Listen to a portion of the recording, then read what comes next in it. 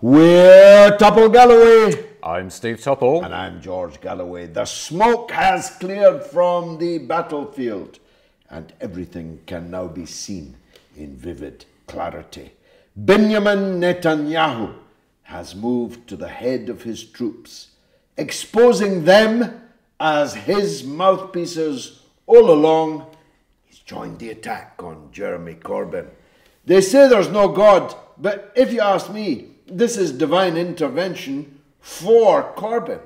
I think the presence of Netanyahu in a British political controversy, well, if I was designing something, that's what I'd design, because it exposes everything, don't you think? It does. I mean, Corbyn and his team regarding this have played a bit of a blinder, if we want to talk about this in sort of political PR terms, haven't they? Because it has put Corbyn in this argument on the front foot, because his riposte, or several ripostes to Netanyahu in his tweets sort of are unarguable, if you like, almost, and has put the ball back in Corbyn's court. But this really, we were saying before we started recording, and this really worries me. There's something very sinister going on here. Not only have we seen Netanyahu now make this intervention in the ongoing row over anti-Semitism within the Labour Party, and also, of course, the Tunisia wreath-laying scandal,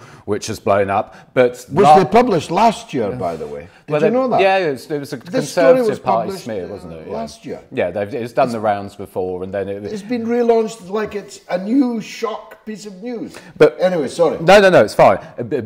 That's part of the problem as well, but we'll come back to that later. Obviously, so you've got Netanyahu's intervention in Corbyn's situation. Only last week, you had the Board of Deputies, the Jewish Board of Deputies in this country, getting the BBC to change one of its headlines because it was seen as unfavourable to Israel, and the BBC succumbed to that pressure, if you like. And of course, you also have the Board of Deputies, on behalf of the State of Israel, interfering in Labour's policy position on anti-Semitism. Now, if this was Russia interfering in the British political system repeatedly like this, and I'm sorry, but this is not an argument about religion. This has got nothing to do with religion. This is interference on behalf of the State of Israel. If this was Russia, then there'd be numerous inquiries, the press would be up in arms, and yet we have this repeated meddling by the State of Israel in Her Majesty's opposition party, and no one bats an eyelid. No, and this goes back some way, doesn't it? Al Jazeera's documentary, The Lobby, which caught them red-handed, on tape, on videotape. An official of Netanyahu's embassy in London promising that £1 million has arrived, and it's in the embassy for their Labour Party work. Now, £1 million buys you a lot of Labour Party work. And there he was, boasting not only about bringing in £1 million for the Labour Friends of Israel, but giving them helpful pointers as how to bring down British ministers and politicians. I have a very strong feeling I was one of them. But the interference is so brazen, historically, yet they got away with that, they got away with this, they got away with the next thing. So clearly they feel that Britain is such a pushover, such a chump, that will allow the Prime Minister of a foreign country to intervene in British politics. And as you say, if this had been Putin attacking an opposition leader in Britain, you would never, literally never hear the end of that. But here's the biscuit. The biscuit goes to Nick Ferrari of LBC, who declared on the radio, on his morning radio show, the flagship of LBC, Jeremy Corbyn has picked a fight with Benjamin Netanyahu. This is pure Goebbels. This is Nazi Germany claiming that Poland invaded them rather than they invading Poland. This is the absolute inversion of the truth, which so much of this is. Did Corbyn lay a wreath for Mr. Mohammed this or Abdul that? Who can tell? The names on the graves are written in Arabic. Yeah. And this How's Corbyn supposed to know who else is buried there? Exactly, and but you've touched on another important facet of this story, if you like, which has been the press coverage. Now, as far as I can, I mean, and it's a minefield, this story of trying to pick out the correct facts from the false ones. But to the best of my knowledge, as far as I can see, there were no terrorists related to Munich buried at that site. The only one was a guy who the Israelis claimed was involved, and the PLO denied his involvement. But as you quite rightly pointed out, this is just a rehash of a story from last year anyway. Yeah. But he was only laying a wreath. It's not like he was killing children and babies at the fence. No, exactly. And it's not like he was murdering Rachel Corrie or Tom Herndl. He was laying a wreath, for God's sake. Yeah. He might have laid it at the wrong grave. How could I know? How could he know? There's a long list of people buried there. Yeah. In Arabic, how are you going to know? Yeah. You think you're laying a wreath to guys that were blown up in an Israeli Air Force attack on Tunis, which was resolutely condemned by Margaret Thatcher on behalf of the British government at the time. If Mrs. Thatcher had been in Tunis, she might well have laid a wreath at it, because she utterly condemned the bombing that Corbyn was commemorating. No, absolutely. Here's another side note. The Call Me Dave Aronovich in the Russophobia Times in London, he went right after Corbyn over this. So I got to thinking, what was Call Me Dave doing at the time of this bomb when it landed on Tunis?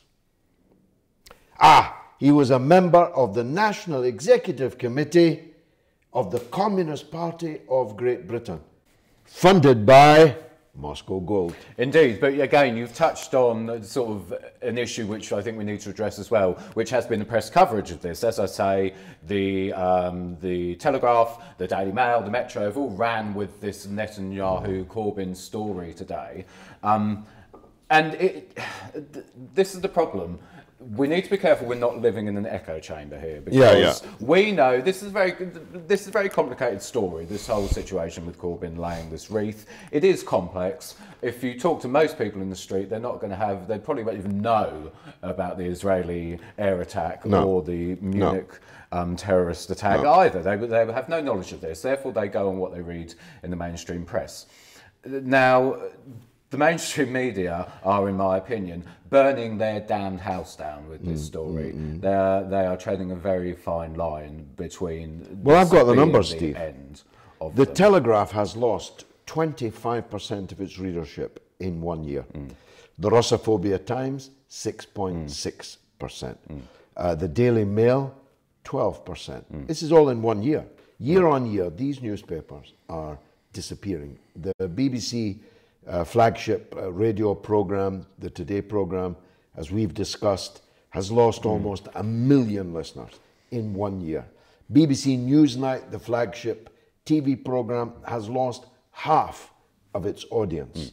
So they are burning their own house down. They are, but the challenge is that the way people digest news these days, while a lot of it is on social media, people still get tidbits. And this overriding narrative about Corbyn is still persisting. Now, we know it's bollocks. I mean, it's bollocks, not least if you strip it back to the fundamentals of this story, that you have a man who has campaigned for peace all his life, who owns an allotment, whose hobbies include growing marrows, and suddenly he's this massive threat to the entire world order, and he's embedding himself with anti-Semites and terrorists and blah, blah. It's absolute nonsense. We know it's nonsense. Do the British public know it's nonsense? Because of the nefarious influence of the mainstream press. Now, if you look at the latest polling, which has come out today, which is by BMG Research, Labour have taken a 2-point lead over the Conservatives, and Labour supporters are jumping on this and cheering it as some sort of victory. Now, it's not some kind of victory, because this polling shows that both Labour and the Conservatives have dropped below 40% in the polling. Labour on 39%, Tories on 37%. The Fib Dems are now at 10% in the polling. So while we can say that this is all nonsense about Corbyn and his supporters can scream blue murder, rightly scream blue murder, don't get me wrong, is the message that Corbyn is a wronged man in all of this seeping through to the public? I'm not so sure. Well, and we're also, one more point, we're also in dangerous territory because I know internally Labour are muttering about a possible general election this October, which... She's on another walking holiday. She is on another walking holiday, which never bodes well for her decision-making process. Her and her husband in the Lederhosen Indeed. usually come to a decision to plunge us into Chaos. a premature general election. Yeah. No, look, no one can tell the outcome of the next general election, which is itself a considerable triumph for Jeremy Corbyn. After all, it's only 12 months ago she called a general election because she was going to wipe Jeremy Corbyn out. Yeah, no. Now we're discussing, will he be the Prime Minister in a few weeks' time? Because that's what October is. Yeah. Or he will not. Look, both parties are under 40, but Labour is ahead, despite this tsunami. The Liberals are on 10%. That doesn't get you any seats. Yep. 10% across the country, you could end up with 0 MPs. UKIP are up, but not up enough to win seats, but to lose the Conservatives' seats. So I think Corbyn is in with a fighting chance. And don't forget that in a general election campaign, the television and radio at least are governed by law in just how biased they can be. And that's when, 1 year ago, Corbyn came from 20 points behind to a whisker away from winning.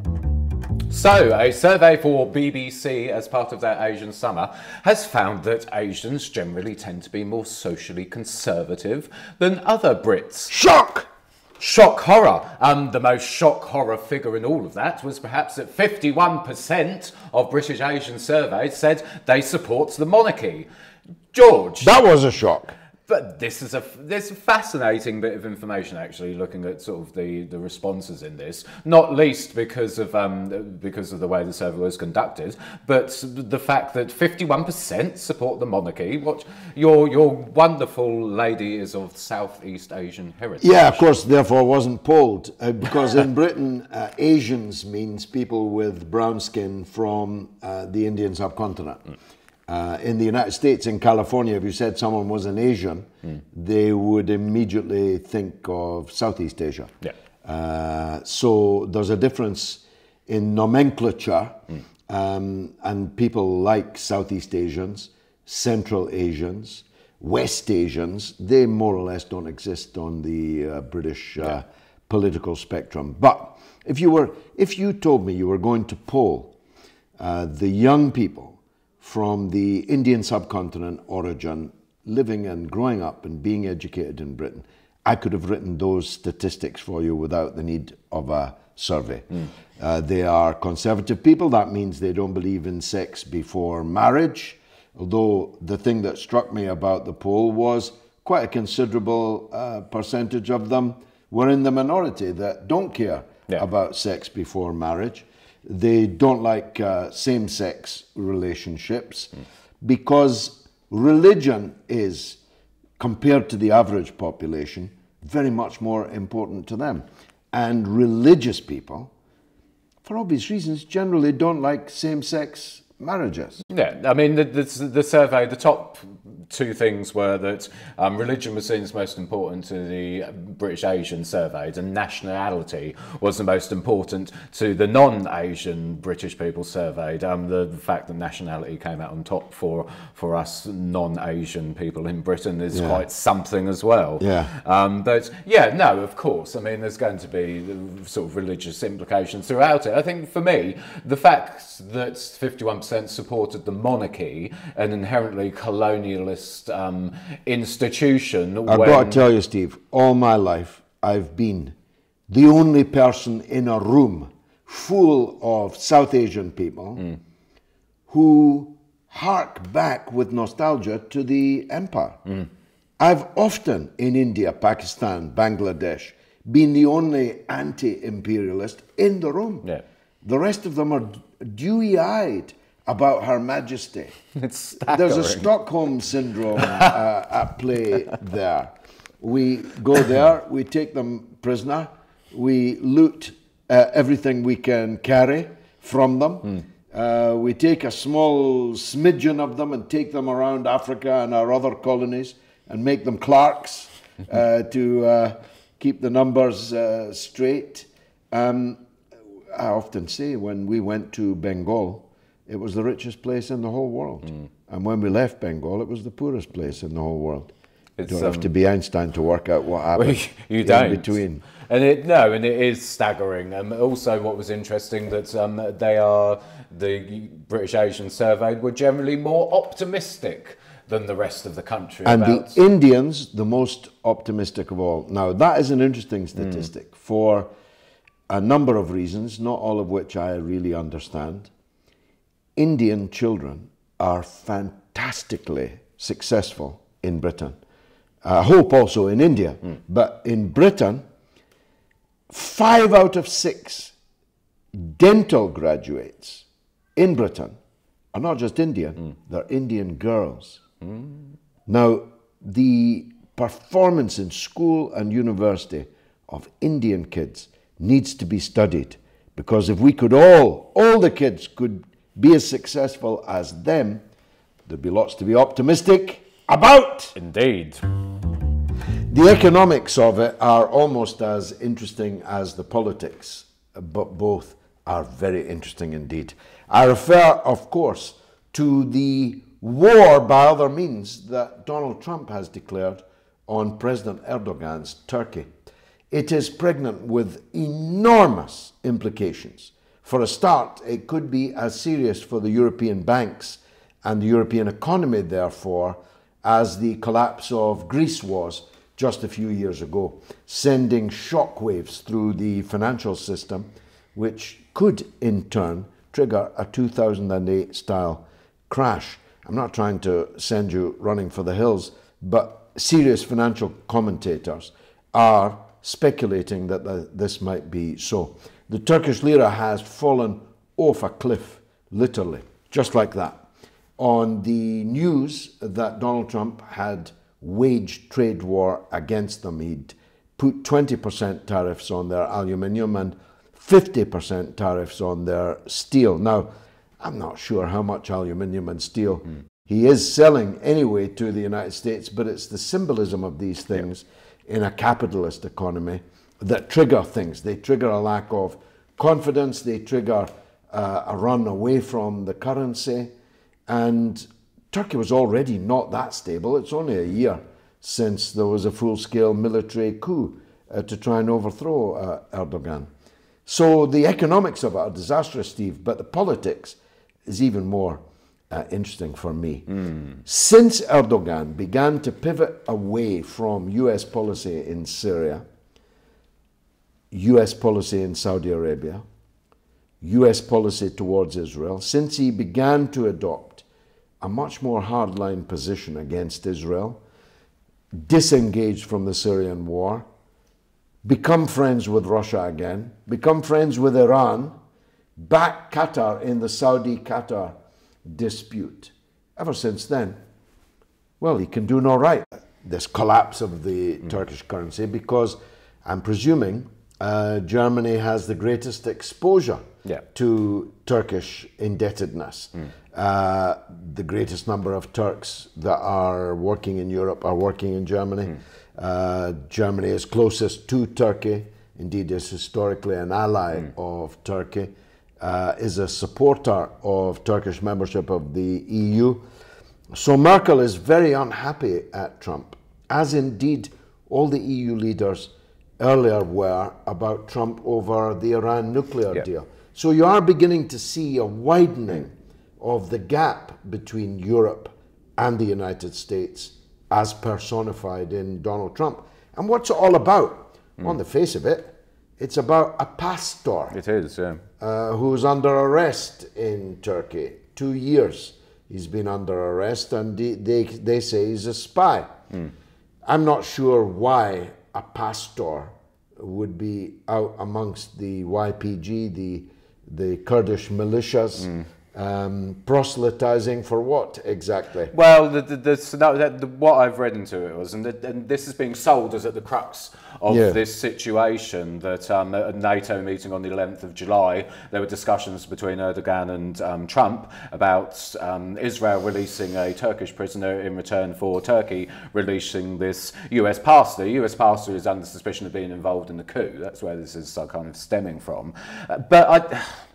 Again, something stinks with this. Yeah, it can't be all about bullshit. that. No. What do they care about a pastor? Exactly. It reeks of cover, if you like. And while you're correct about it's not the West per se, when I say West, I mean as in the financial institutions of the West and the financial machinery of Western I guess countries, I'm saying that they're not as homogenous as they used to be. No, but the financial there's American capital, there's systems are. European capital.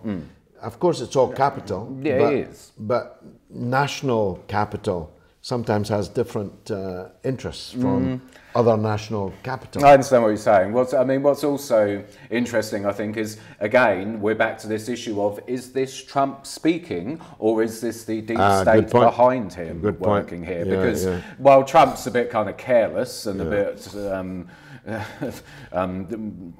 bit ridiculous at times. Well, was it all announced on Twitter? That's a good way of knowing. If it was announced in capital letters on Twitter, you can tell. Fry's Turkish Delight will return to this delectable box of curiosities on another occasion. As we went to record today on Tuesday, the news broke that Aretha Franklin, the legendary soul singer, the Queen of Soul, some might say, many say, this man included, was seriously ill.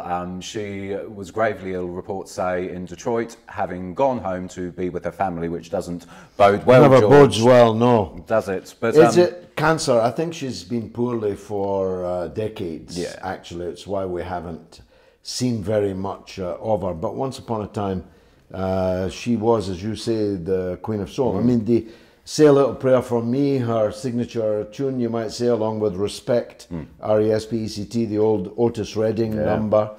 I would say it's in the top 10, maybe even the top 5 popular records of old time. And she'll always be remembered for that. I think she looked after her money. I think you were telling me she always insisted on cash up front and right into her handbag rather than through the prisms of various agents. So hopefully she kept some of what she rightly earned as a fantastic black icon. Yeah, icon is the word. I mean, she's a trailblazer in terms of women's rights and also the civil rights movement in America. You touched on Respect being an Otis Redding song. Of course, the original Otis Redding version was about a man going out to work and how the woman should have respect for him when he came home. Have his tea ready on the table when he gets home. And she took that You say that as if it's a bad thing.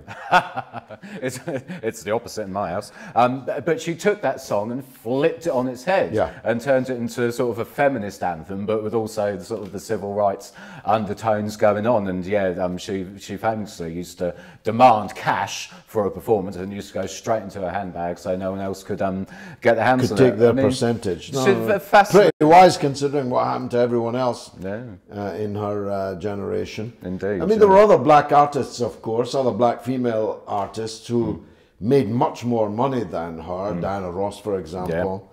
Moved genre really and made hundreds of millions.